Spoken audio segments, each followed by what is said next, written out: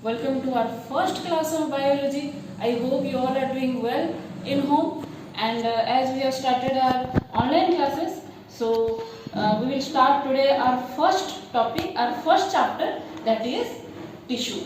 Okay. So students, in our class 6, we have already discussed about cell. What is a cell? Cell is a structural and functional unit of a living organism. All living organism starts their life with a single cell. And also I told you about tissue and organ system. When cells combine with each other, they forms a tissue. When tissues combine, they forms an organ, and when organ combines, they forms an organ system, and the organ system forms an organism. Okay, so here after cell we will discuss what is tissue. So we can have a definition of cell. It is the structural and functional unit of living organism. As you know, the definition of tissue: a group of cells of similar or different kind. Of similar and different kind or different kind means, see, cells are not similar in shape. Some are oval, some are spherical, some are polygonal. So it need not to be always the same shape of cells. It may be of similar in shape or different in shape.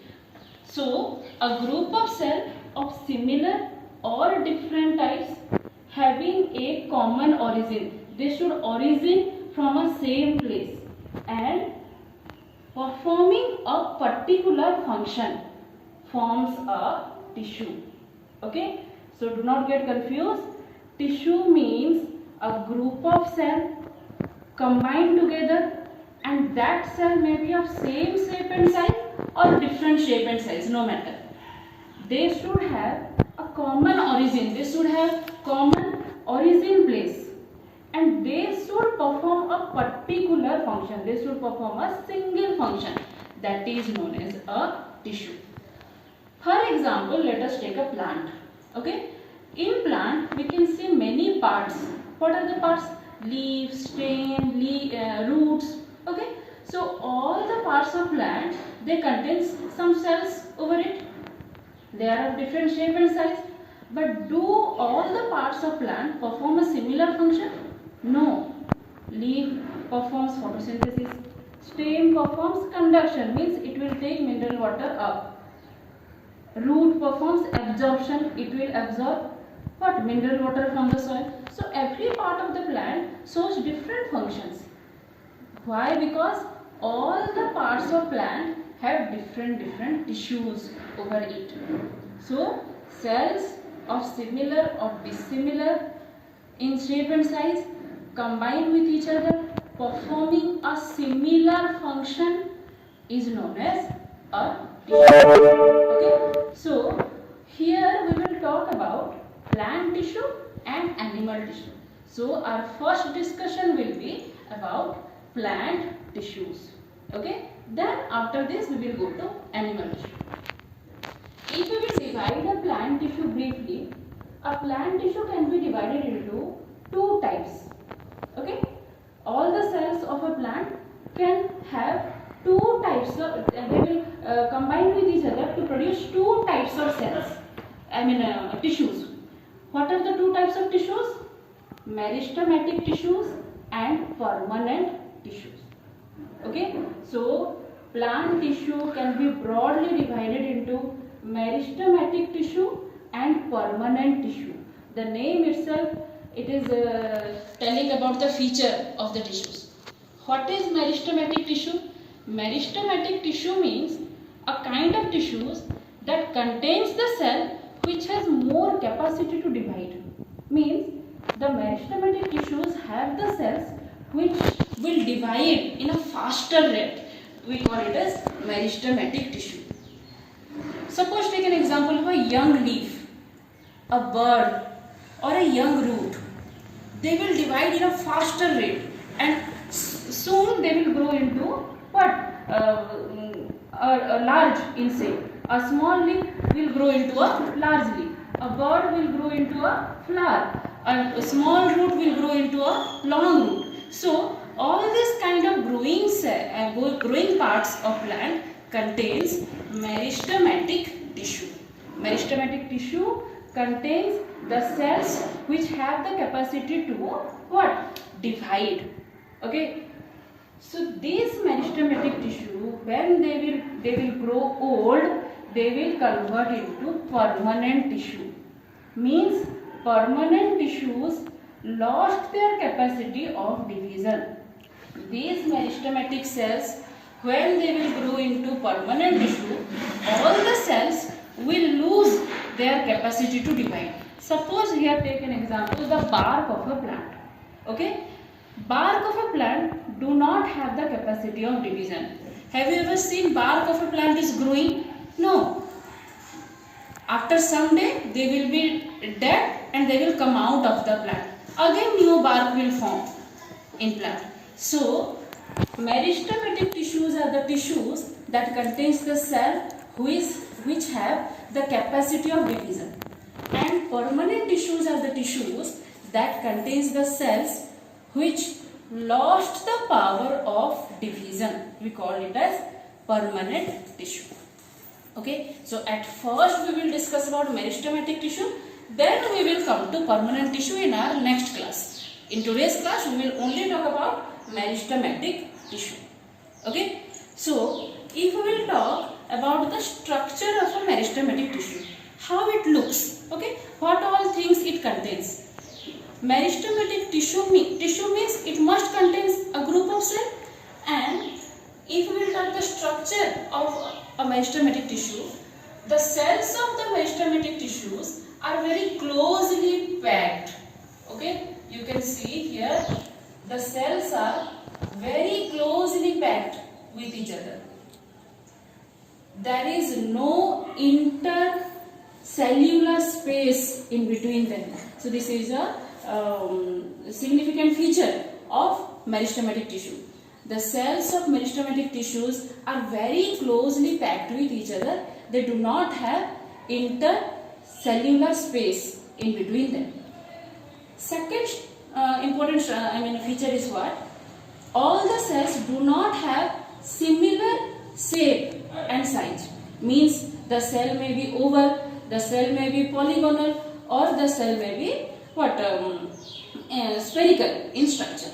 So this is the second feature. First feature what? There is no intercellular space in between the cells. Second feature is what? All the cells are of not similar shape and size. What is the third feature? Third feature is that the cells must contain a nucleus.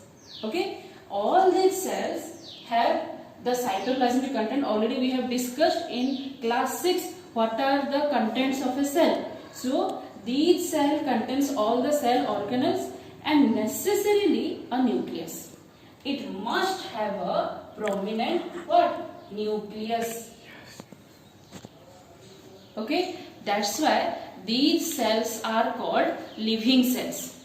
Whenever we are talking about a living cell and dead cell, just remember that the cells that contain cytoplasmic content along with the prominent nucleus is called a living cell, and the cells which do not have nucleus with it, we call it as dead cell. So the meristematic tissues contains living cells. Again I am repeating the three features. First feature is that cells are very tightly packed. They do not have intercellular space in between them. Cells are of different shape and size. They may be spherical, they may be oval, they may be polygonal in shape. And again, they must contain a nucleus. That means the cell is living. It contains nucleus along with all the cell organelles. You can prepare a fair note for this. So like this you can write the structure of meristematic tissue. Also given in your book, you can refer your book. Now come to the function. Okay, here now I will talk about the function. Structure over, now we will talk about the function of meristematic tissue. So as meristematic tissues contains actively dividing cell, the function of meristematic tissue is that it helps in the growth of plant. Okay, it helps both the Longitudinal growth means it helps in the growth of the plant by height and also by width. Okay, so it helps the all over growth of the plant. It will increase the height of plant and also it will increase the thickness of plant. This is the main function of meristematic tissue. What is that? It helps in the overall growth of plants. Now we will talk about the location. What is location? Means where the meristematic tissues are present. Okay, so depending upon their location, meristematic tissues are of three types. Okay, apical meristem, lateral meristem and intercalary meristem. Okay, depending upon the location of meristematic tissues, it is of three types. What is that? Apical meristem. Apical meristems are the meristematic tissues which are present in the shoot tip and also in the root tip. You can see in the diagram here, this is a plant, this is a shoot tip. Okay, and here this is a root tip. Okay, these shoot tip and root tip have the capacity to divide in a faster rate. So apical meristems, apical means what? Apex means at the top. Okay, here if you will talk about this pen, this is the apex of the pen. Okay, so apical meristem means the kind of meristematic tissues which are present on the shoot tip and on the root tip, and it always helps in the longitudinal growth of plants. Means it helps in the growth in terms of height. Okay, it will increase the height of plant, and this kind of growth is known as primary growth. Okay, this kind of growth means the growth by height in plant is known as primary growth. Okay, got clear? Now come to lateral meristem. Lateral meristem is a kind of meristematic tissue which are present on the lateral sides of stems and root. Lateral side means, if you will take this is the lateral side. Okay, this is the lateral side. Means towards the side part.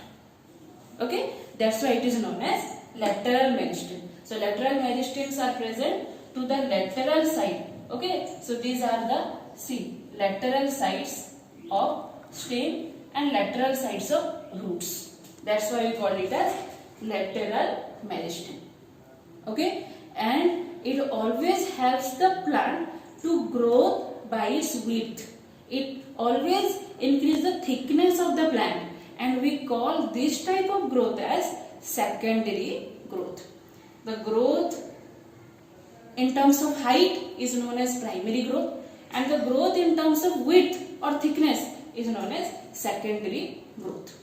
Okay, so here I will tell you one new term, vascular tissue.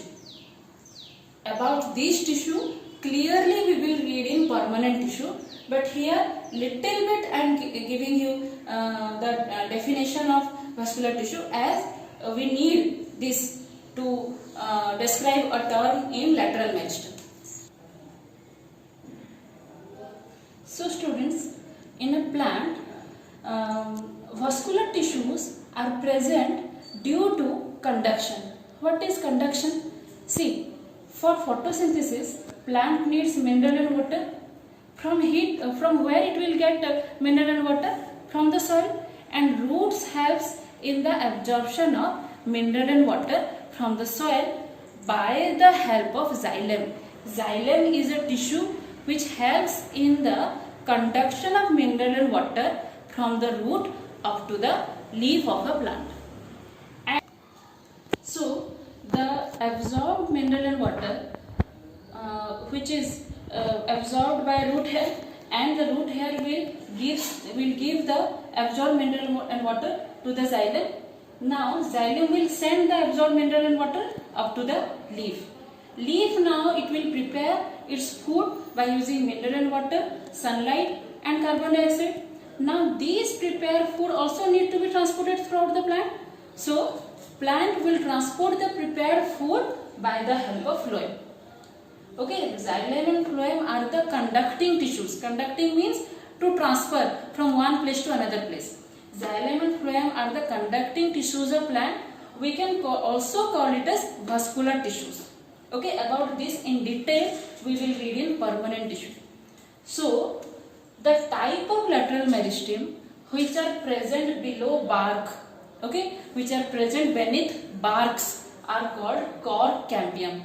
The type of lateral meristem which are present below bark, we call it as lateral meristem, and the type of lateral meristem which are present in between xylem and phloem, we call it as what? Vascular cambium. So, these are two important terms, cork cambium and vascular cambium. Cork cambium are the type of lateral meristem which are present below bark, and vascular cambium is a kind of sorry vascular cambium is a type of lateral meristem that is present in between xylem and phloem.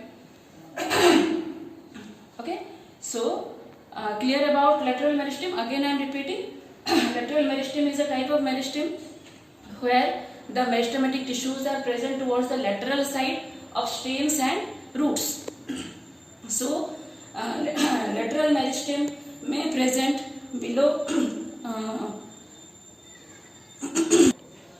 Okay, so sorry for the disturbance. Lateral meristem is the kind of meristem that is present towards the lateral side, and lateral meristem may be of two types, cork cambium and vascular cambium. If the meristematic tissue is present below the bark, we call it as what? Cork cambium. If it will present in between the xylem and phloem, we call it as vascular cambium. Don't confuse. In vascular tissue, we will read detail about it in permanent tissue. Okay. So here we have completed apical meristem and lateral meristem. So apical meristem helps in the primary growth of plant. Lateral meristem helps in the secondary growth of plant. If we will talk about intercalary meristem, the third type of meristem is intercalary meristem. So, if we will see the stem of a plant, just imagine a bamboo plant, okay, or a sugar cane. You can see like this structure in between the stems. These are called nodes. Already we have discussed in class 6 portion. These are called nodes, and the gap in between the nodes are known as what? Internodes. Okay, so intercalary meristems are present on the base of the node, in between the internode, and on the base of the leaf. Okay, again I am repeating. Intercalary meristems are present on the base of the nodes, or in between the internodes, or on the base of the leaf. Okay, so this is called intercalary meristem, present on the base of the node, or in the internode, or leaf base, present in the base of the leaf. So this is intercalary meristem, and the function of intercalary meristem is to increase the length of the internodes. So it will increase the length of the stems. Okay, it will increase the length of the internodes. So again, let's have a quick recap of our topic. Plant tissue is mainly divided into meristematic tissue and permanent tissue. Meristematic tissues contains actively dividing cells. Permanent tissues contains the kind of cell which lost their capacity to divide. If we will talk about the structure of meristematic tissues consist of a type of cell which are of different shape and size. There is no intercellular space in between the cells, and all the cells are living, means they must contain nucleus along with different cell organelles. If we will talk about the location of meristematic tissue, according to location, meristematic tissues are of three types: apical meristem, lateral meristem, intercalary meristem. Apical meristems are the meristems or the meristematic tissues which are present on the shoot tip and the root tip, on the tip of the shoot and on the tip of the root, and it helps in the increase in length, increase in height of the plant. We call this type of growth as primary growth. So apical meristem helps in the primary growth of plant. Lateral meristem. Lateral meristems are present towards the lateral side of stems and roots. If lateral meristem is present below bark, we call it as what? Cork cambium. If lateral meristem is present in between the xylem and phloem, we call it as vascular cambium. Okay, sometimes you might have observed by the roadside when there is a cut of a big tree, you can see the trunk of the tree like this. The trunk of a tree contains several rings. You might have observed sometimes. Okay, several rings occurring. What are the rings? All rings are the cork cambiums. Okay, so by the counting of the rings, we can count the age of a plant. Means the more the age of the plant, the more will be the thickness of the trunk, and the more will be the rings found in the trunk. That is due to the cork cambium. Okay, we will discuss this later on. So, if lateral meristem is present below bark, we call it as cork cambium, and if lateral meristem is present in between xylem and phloem, we call it as vascular cambium. And lateral meristem helps in the secondary growth, means it helps in the growth in the thickness. Okay. Now last is the intercalary meristem. Intercalary meristems are present on the base of the node, in the internode, and on the leaf base. Okay, and it helps in the growth of the internodes of the stem, which helps in the overall growth of the stem. Okay, this is about the meristematic tissue. In our next class, we will discuss about permanent tissue. Just go through the topic, go through the headings, and nicely you have given in your book also. You can refer your book and prepare a short and nice note for you, which will help you during your exam period. Okay, so next class we will have in our next video. Thank you.